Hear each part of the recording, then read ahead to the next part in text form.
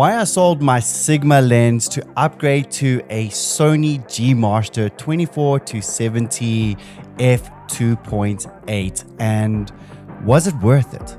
Context. Context is key. Why did I even have the thought to sell the Sigma in the first place? And maybe in the same boat where you're also thinking, do I really need to sell my Sigma 24-70? Well, the context of myself and my situation is I am primarily a videographer, not a photographer. If I was a photographer, I most likely would not have sold it for a G Master, because picture for picture, side by side, it is minuscule difference at such a high price difference. But since I am a videographer, what does that mean? That means on long shoot days, like at weddings or at corporate events, I am most likely on a gimbal. Or if I'm really not feeling like using a gimbal, I'm handheld shooting. Now that was the primary decision. I know your boy is a bit lazy. That gimbal gets heavy. You know, sometimes I'm like, gosh, why did I schedule arms in the gym before a long shoot day? Rookie error. So the reason is the Sigma is a lot heavier than the Sony G Master. The second thing, which was my biggest reason, the in-body stabilization with the Sony G Master lens is unreal. A company here where I live was running a birthday special with the Sony G Master lenses, and they marked it at 16% off. So I purchased it at 35,000 Rand. In dollars, that's 1,960. Now that's a really great price where I live in South Africa, especially because we convert from the dollar and we import all our cameras and our lenses, and then we pay a tax on that. So buying camera gear in South Africa is typically very expensive, especially when you compare it to your average income household. So seeing that special, it was a once in a lifetime really opportunity, even though I know it will probably go on special again every few months or every year.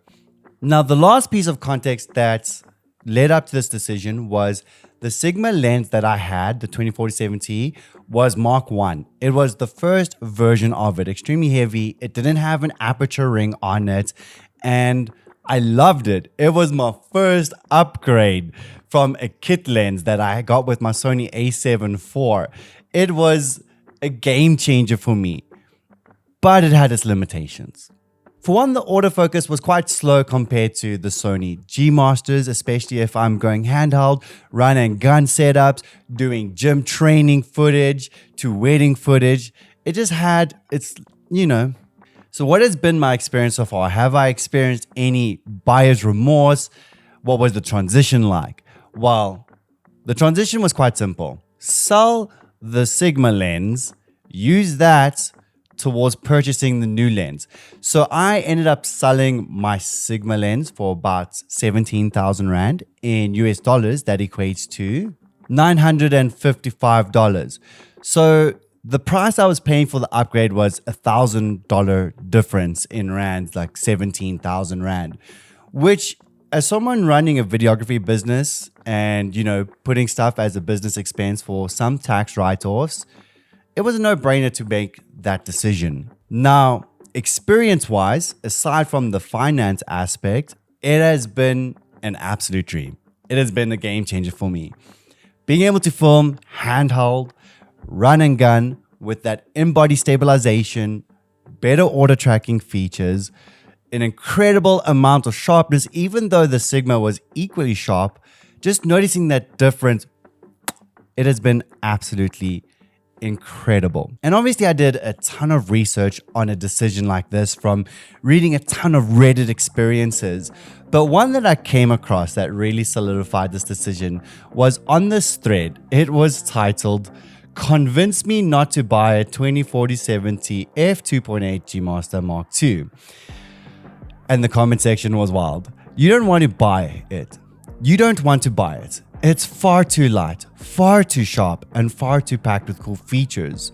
The tracking is also way too fast. Yes, I had the old version, and yes, the version 2 is on my camera all the time. And yes, I use it for everything because it's so damn good. All I want to say is after a month of using this instead of the Sigma, I can say that comment is very true.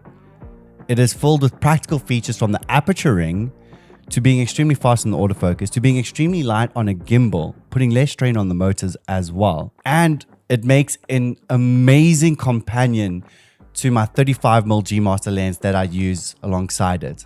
So should you sell your Sigma lens for a Sony G Master lens, then there's just two questions. Are you doing this full time?